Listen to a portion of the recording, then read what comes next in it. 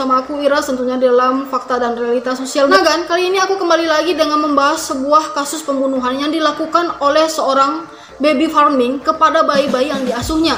Soal kasus pembunuhan, aku juga udah pernah bahas kasus pembunuhan yang dilakukan oleh pemuda-pemuda terhadap seorang gadis cantik di Jepang. Lihat aja linknya di sini.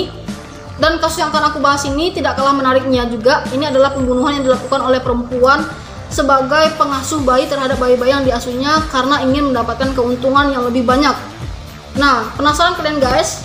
Kalian langsung aja cek pembahasan. Pengasuh ini bernama Amelia Elizabeth Dyer. Dia mendapat julukan baby farming. Dia lahir di Bristol, Inggris pada tahun 1838. Kemudian wafat pada usia 58 tahun sekitar tahun 1896. Amelia adalah anak bungsu dari 5 bersaudara. 3 diantaranya itu adalah laki-laki. Amelia terlahir dari keluarga yang kaya karena si bapaknya adalah pengusaha sepatu yang terkenal di Inggris pada saat itu. Tetapi yang menjadi masalahnya, Amelia ini masa kecilnya itu dihabiskan untuk mengurus ibunya yang dinyatakan memiliki kelainan mental atau penyakit jiwa. Tentunya Amelia harus mengurus ibunya, di mana ibunya ini memiliki emosi yang tidak bisa dikendalikan. Amelia sering melihat ibunya ini memusnahkan, merusak, menghancurkan barang-barang yang ada di dalam rumahnya. Bahkan, sekalipun bicara, kondisi ibu Amelia yang seperti itu juga bisa berdampak kepada kondisi mentalnya Amelia. Nah, setelah tidak lama berselang waktu, ibu Amelia dinyatakan meninggal dan mengharuskan Amelia tinggal bersama bibinya di Bristol. Tak lama kemudian pun ayahnya meninggal. Dan usaha sepatu yang dikelola oleh ayahnya tersebut diwariskan kepada kakak laki-lakinya yang pertama.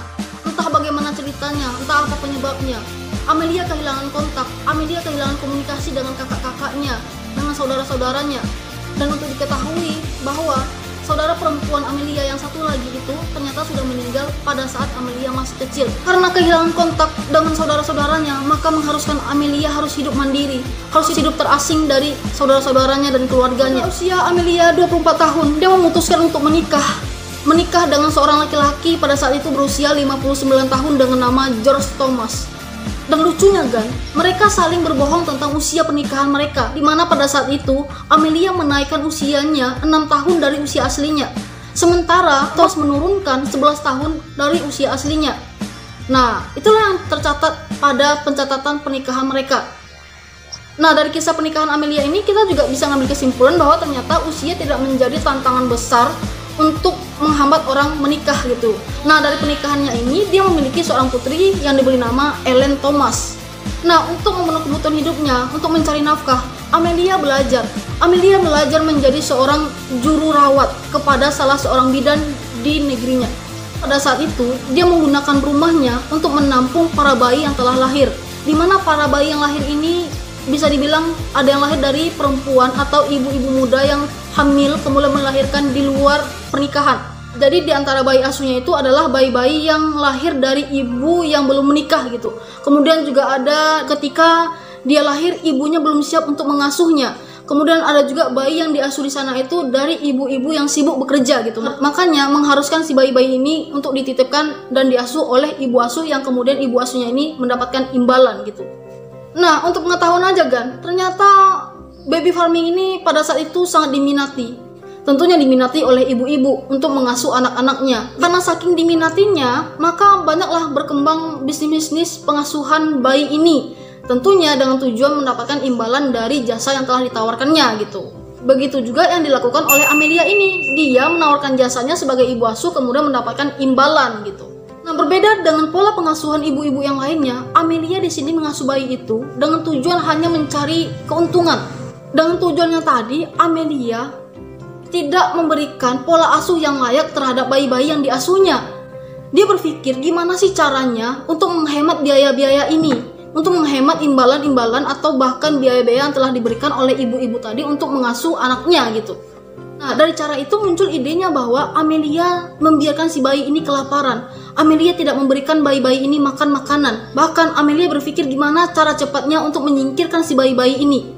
Nah, dari prakteknya ini, dari tujuannya ini, banyaklah dinyatakan bayi-bayi yang meninggal di rumah asuhan Amelia ini. Suami Amelia dinyatakan meninggal. Tentunya dia butuh biaya hidup yang lebih lagi. Tentunya dia butuh mencari nafkah yang lebih lagi. Dan muncullah semangat di dalam hidupnya untuk membuat semacam iklan untuk mengiklankan dirinya adalah seorang ibu yang menikah yang mampu memberikan asuhan kepada bayi-bayi dengan cara yang baik, aman dan nyaman di rumahnya tersebut. Tentunya iklan ini ditanggapi oleh banyaknya masyarakat di sana gitu, apalagi kepada ibu-ibu yang membutuhkan. Tapi apa yang terjadi? Yang diiklankan itu semuanya berbanding terbalik. Tujuannya tadi adalah hanya ingin mencari pundi-pundi uang, sehingga melalaikan, sehingga mengabaikan apa yang dibutuhkan si bayi, membiarkan si bayi menangis kelaparan, membiarkan si bayi tidak dikasih makan, kemudian berpikir gimana caranya untuk menyingkirkan si bayi-bayi yang rewel-rewel ini gitu.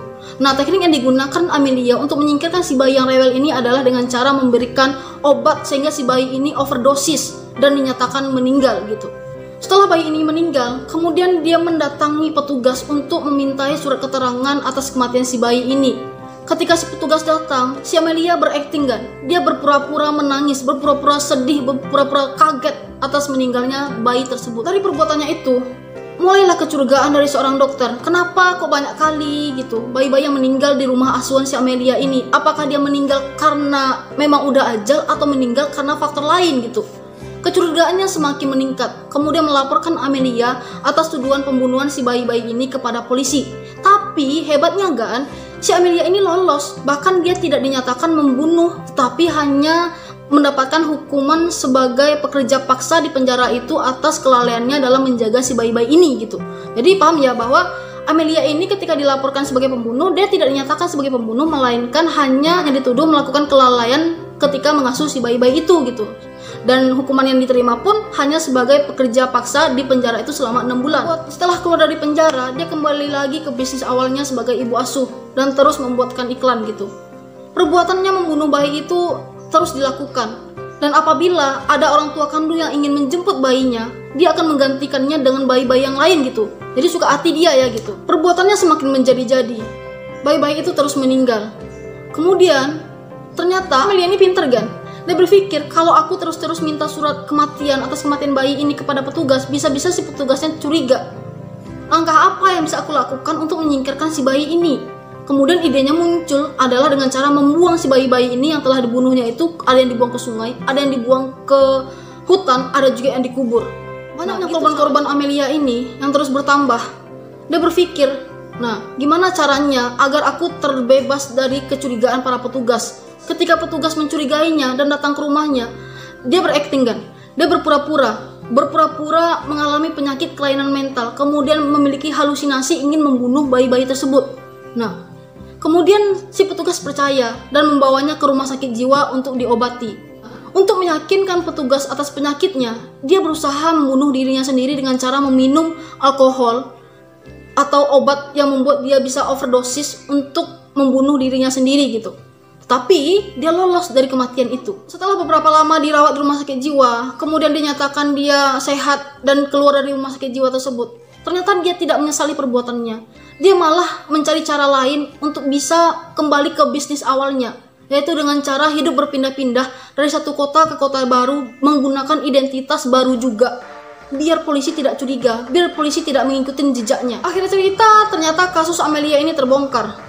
Terbongkarnya itu karena ada seorang pemancing yang menemukan tas di sungai, kemudian membukanya. Ternyata di dalam tas itu ada bayi yang dibungkus kertas. Karena kaget, kemudian si pemancing ini melaporkan ke polisi setempat.